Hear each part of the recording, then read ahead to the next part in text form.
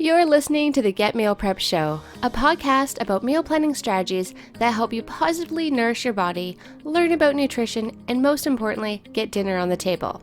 You know this podcast is for you if you've ever thought, oh no, it's 3 o'clock and I have no idea what's for dinner.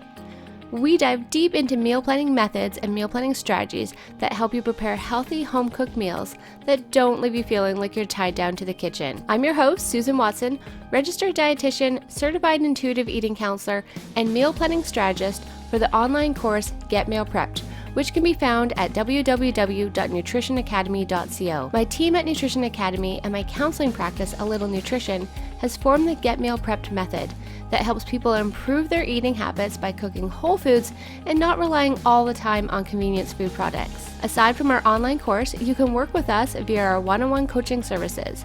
You can find links to our packages in the show notes below this recording. We're so happy to have you here today and share this episode with you. If you like this episode, please subscribe to the Get Meal Prep Show on iTunes and leave a rating and review.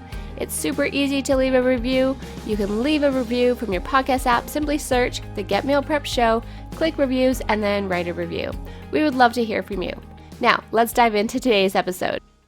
Hi everyone, on today's episode, I am just playing a replay of a local radio station interview that I did this week, and I was asked a question about, I guess the concern is that people are worried that, being at home and in social isolation, they're going to be at risk of or even being encouraged to engage in less than healthier behaviors.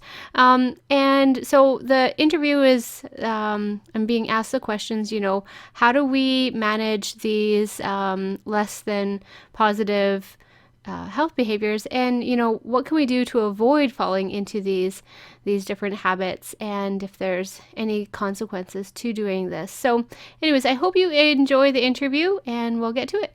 Susan Watson is a registered dietitian and owner of A Little Nutrition, and she joins us on 680 CJOB today. Susan, welcome. Thank you for having me. It's true, right? This could go either way for us when we're at home. Yeah, and I think that we have to just recognize that there's no right way to cope.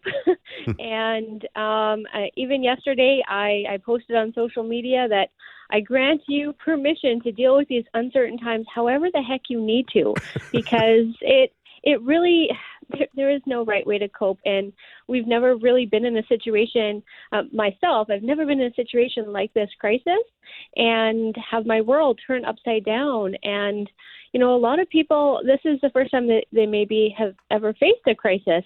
And if you haven't gone through hard times, you don't have those coping mechanisms in place to know how to deal with them.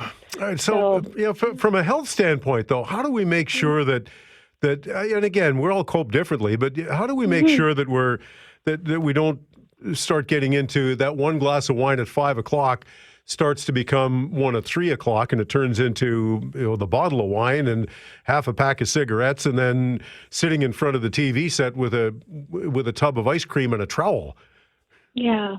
I mean, the reality is that's maybe how some people may cope, but we could take a look at it as habits that kind of aren't in check because we don't necessarily have structure or routine to our lives anymore. Or we can take a look at it from the standpoint that maybe there's some underlying emotional issues that haven't been dealt with, and we're using food and those behaviors to cope. And if it's the latter and we're trying to maybe cope with a situation, the idea is figuring out, okay, can we pause for a moment and ask ourselves, is this how I want to cope with it? Do I have any other tools that I can utilize to not be using these bad behaviors or negative ways of coping in my life? Certain strategies that I like to talk to people about is, the first one is practice not reacting. So, before you turn to food for comfort or, into that next bag of potato chips or whatever sort of emotional eating you might be turning towards, can you just stop and ask yourself, like, hey, what am I feeling? And then simply figure that out and then ask yourself, what do I need? Often it isn't that food item. It's something like maybe you just need maybe a distraction or more support or some self-care. It's not necessarily that food item, but when we're at home, we've got the comforts of being at home. It's sometimes the easy choice and the quick choice, but we need to start practicing that not reacting to make a change. Is there a danger of us sort of snacking or eating just out of boredom? Absolutely. I mean, I don't know if danger would be the right word to use, but when we're bored, food often is something to occupy us, right? So if we're not checking in and if we're eating outside of basic nourishment, which is eat when I'm hungry, stop when I'm full, that could have some negative health consequences for sure. But, again, if we just think of it, okay, I'm bored, what else can I do other than, food? We can kind of get out of that habit and put the good behaviors up front and the bad behaviors more on the back burner. But when we talked to our friend Radine Carter of the Winnipeg School Division earlier, who's working from home, she talked about the importance of routine. Get up in the morning, get dressed, brush your teeth. Don't sit there in your pajamas or your sweats all day, and make yourself get into that routine. So where does diet and our eating habits fit into that? Okay, so the first thing is if you don't start your day off, I guess, with that same routine that you have maybe when you were going out of the home to work, which would be starting your day with breakfast, having a balanced meal with protein, carbohydrates, and fat, you could be setting yourself up for leaning towards food from basic biological hunger, which is you go too long between meals and then suddenly you're like hangry and anything seems good at that point. So setting up that routine of making sure that you get up and make yourself breakfast, have a nourishing meal, plan out your lunch. And yes, you might be at home and you don't have to implement the same meal planning strategies you might have done when you're going to work, but still figure out what are you going to have for lunch. Set yourself a time to have lunch. Don't, bypass that hunger signals just to continue doing what you're doing. Stop, have lunch, have a break. And, the other thing too is, try to get outside and get some fresh air. Give yourself a little bit of a break because that stress eating or even that bored eating happens a lot more frequently if we are not giving ourselves plenty of breaks.